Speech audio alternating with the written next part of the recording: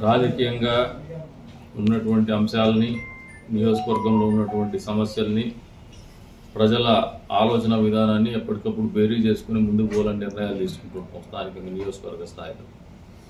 అందులో భాగంగా మొదటిగా మొన్నటి రోజున ఏదైతే ట్రాఫిక్ అంతరాయం లేకుండా చేయాలనే ఆలోచనతో ప్రధానమంత్రి నరేంద్ర మోడీ గారి చేతుల మీదుగా ప్రారంభించబడినటువంటి బైపాస్ రోడ్డుకు పీవీఆర్ దగ్గర నుంచి ఆర్టీసీ బస్సులతో సహా హెవీ వెహికల్స్ అన్నింటినీ బయటికి పంపడం జరుగుతుంది. అదే రంగా బయట నుంచి వచ్చే వెహికల్స్ కూడా ఊర్లోకి రాకుండా బయట నుంచి బయటకు బైపాస్ చేయడం జరుగుతుంది.